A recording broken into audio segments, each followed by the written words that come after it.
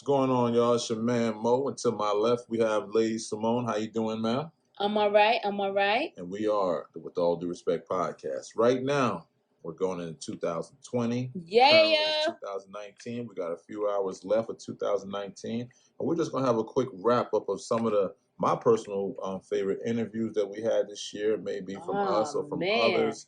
Some of our goals as a podcast. I'm gonna be honest with you. Some transparencies of where I may have felt that I or we fell short as a podcast, as far as when we're providing a service, we're providing a product to the public. So I feel one of my biggest things is when working with people, you got to have that form of consistency. I actually call for 4 things when working with me. So working with me, I got to hold myself to the same standard. And those 4 C's there are 4 C's when working with Mo himself. There's 4 C's, and those 4 C's are criticism, consistency, communication, and was it creativity? Did I say that already? That was the 4. Creativity, criticism. Yeah, I'm gonna give you a little criticism now. You should know your 4 C's in the order and not look at me to help you out. There we go. So anyway, Lady Simone, what's going on? Man, nothing. I'm excited. I'll be honest, it feels really good to be behind these microphones again. So with that being said, what has been some of your highlights as a podcast, not as an individual, as a podcast? Yeah, absolutely. 2019. Oh man, as a podcast, the crazy thing is a lot of the times I think we've been so engulfed into what we were doing that, you know, looking back, it's like, oh my goodness, did we really did this? One thing, I'm gonna bring this back to you. We went to Charlotte this year with the Soul Prize. We did. Alfred Clement's album release. Man, that was amazing. That was nice. We did a couple of things as a podcast. Couple events, yes. We did the boxing event with Mr. Robinson, Shakir Robinson of CEE Boxing Club right here in Greenville. That was this year? I believe that was this year. I want to say that was this year. I would like to say that was this year. I know there was a milestone that took place. I don't want to say it over the microphone. There was a milestone that took place that led to only 2 of us being there. So it may have been last year. I think it was last year. That was last year, but that okay. We also had a event that we was invited to. We also had an event that we was invited to, Chemo's birthday party. Yes, we did that. That was on March 1st, if I'm not mistaken. Yes, we did that. And that was new. That was different. That was pretty good too. That was I mean, honestly, as a podcast, just getting out there and just as individuals, because we take this podcast things very seriously, and it's so easy to sit behind a microphone at home, you know what I'm saying, and shoot some knowledge to you guys or say I want to, but then to be out there in the public, that's a whole nother thing, you know what I'm saying? So to get those experiences, man, in 2020, I'm just looking forward to just expanding on that level and showing, you know, being up to different events, you know. Being out and about. Yes, and showing everybody, you know, what we embody. You know what I'm saying? Because I believe that we have so much within us that can actually mean so much to other people, you know, and it means so much to their events, whether it's a hosting event as a podcast, you know, whether it is you want us to sit down and just talk to your cast or your crew or whatever, you know, there's so much to us that I feel that's just, you know, that's going to be mind-blowing in 2020. I think 2019 was definitely the rise of podcasts. Everybody that was somebody, and even people that weren't anybody that was in the public eye, started a podcast. And it was like a growing trend. I don't think too many of them kind of stood the test of time, as in are still here currently. And those are for whatever reasons, no shot to them. But this right here is what we do, man. If y'all could hear the conversation that we have off the microphone, and I've told Lady Simone so many times, man, how come we couldn't hit record before we start talking? Yeah. And the honesty and truth behind that is we really don't know that that's going to be a moment until after the fact that we're actually speaking. But we really have a lot of great conversations. Because the thing is, I remember, I don't know if you remember, I remember us talking before, and I was like, man, I'm like, yo, we go through so much, right? Mm-hmm. So who would have known that everything was just leading up for us to have these moments? You know what I'm saying? And I say these moments as far as these podcast moments because, you know, we come to you guys with transparency. You know what I'm saying? Like, so hold on, let me ask you a question. Can you honestly say that you've been 100% transparent throughout your stint as a podcaster? Oh yeah. I can honestly say that I've been transparent, and I've been more transparent than I ever been, but there's still some more layers that I can actually But you can actually unfold. But the thing is, what you got to understand with you, that's a little difficult. People, it's going to take time, because you did a lot this year that actually was like breakthrough moments for you. Really, and just for you to come out and, to tell the people like, man, I had cancer. And then we did the whole, oh my God, I can't even say we did, because it took you to actually make that big step. That was a huge, huge step of doing I Woke Up This Morning. You know what I'm saying? So I think on the level of being transparent and you thinking you didn't give it your all, or you didn't unfold all your layers, it's because you were unfolded in 2019. 2019 was your unfolding moment. And I think that meant a lot for you versus with me. It's easier for me to open up because I didn't have things that penetrated as hard as that for you.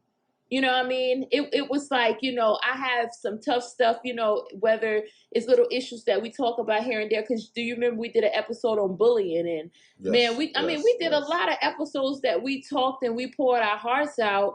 And I feel like I was so true. And I was so, especially when it comes down to children and talking about that, I was there.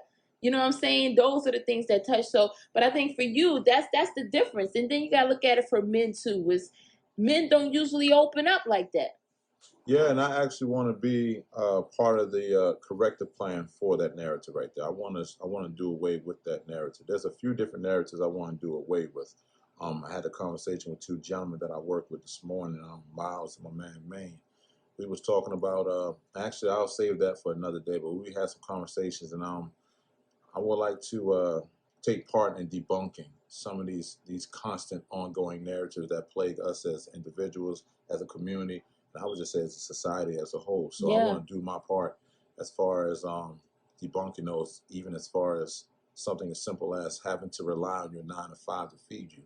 Because as I was telling a lot of gentlemen that I work with prior to us having plant shutdown at my job, when you rely on somebody to feed you, they determine your ration. Yeah. And even with that, you still may be hungry afterwards. Mm-hmm. But if you actually go out there and provide for yourself, you determine how much you eat and how much of it that you want to eat at that present time.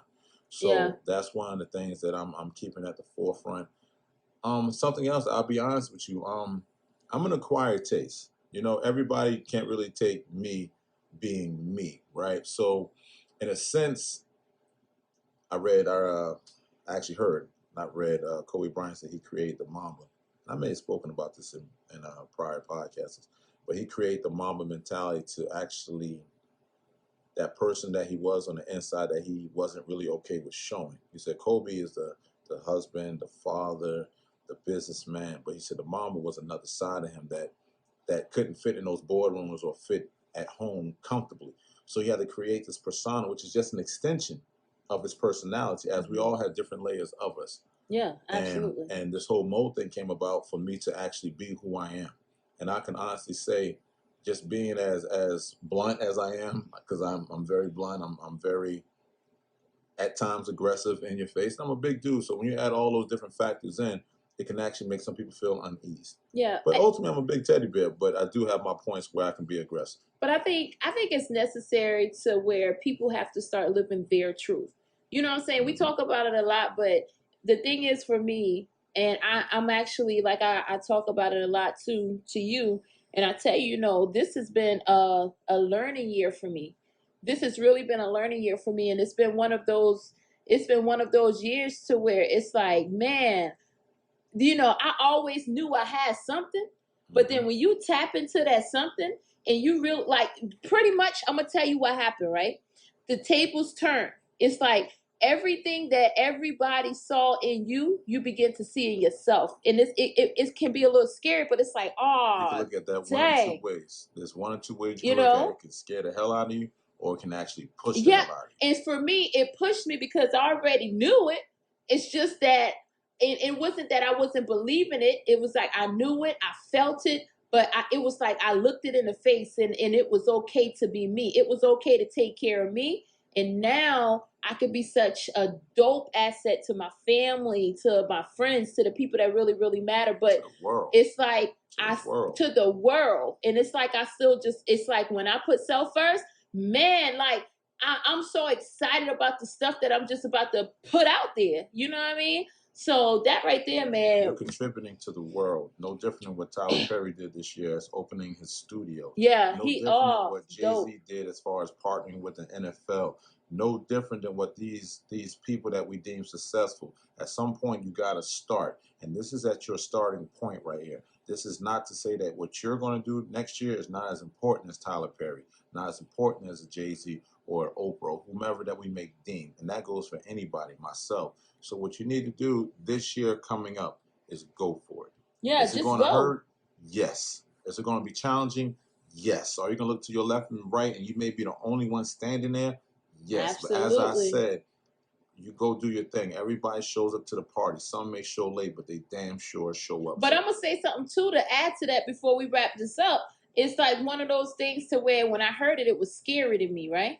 They say, you know, when you're going through those moments and, you know, you're about to make these life-changing events are about to happen within your life, every time you're going to lose something, whether it's people, whether it's a marriage, whether it's friends, whether it's family, you know, whether it's a job, you lose before you get to that big thing. And at first when I heard it, it was scary. But now I understand what it feels like to have to isolate yourself for your dream. But you have a responsibility. God gave you a responsibility. He gave you a task. He gave you a mission that you got to see it through. So with that being said, there's other things that you may lose. You may lose your sanity. You may lose your privacy. But you got to stick to the plan. Yeah. It's all a part of the plan. You know what I'm saying? So before we close this out, what's one thing you would like to see grow within 2020 of whatever it is that you're doing individually and lastly as a podcast? Oh, man. Individually, I want the brand of Courtney Morrison as an author to build and expand to limits that's unimaginable. As a podcast, man, like I always was saying, we are the #1 podcast in the upstate of South Carolina, just in South Carolina, period. I'll hold on to that and I'll squeeze it, whatever. That's just in my heart. I always carry that with me. So I want us to just make those moves and continue to just, you know, stay true to who we are. And ultimately just show love and share what it is that we feel like God has put us here to share with the world. And myself in closing statements, I would like to hold myself accountable as far as time management is concerned. Not taking time for granted. Starting tomorrow, we got a fresh start of 365, maybe 366, I'm not sure. But tomorrow, even currently now, because honestly, if you're starting on your New Year's resolution tomorrow, you're already a year behind. So with that being said, time management, and also, again, consistency when it comes down to this With All Due Respect podcast, because this is what it is that we do. And you will not know this is what it is that we do if we don't put out regular content. So with that being said, 2020, I'll see you in a little bit, all right? Ladies, come on, closing. Anything closing outside of that? Nah, I wish everyone a happy new year. Y'all fight for what it is that you want and keep pushing no matter what. All right, y'all, this is your man Mo. I will need y'all to like, share, comment on our YouTube page, and let's continue to move this thing forward, all right? Talk to y'all a little bit, all right? Happy New Year, 2020. Let's do it.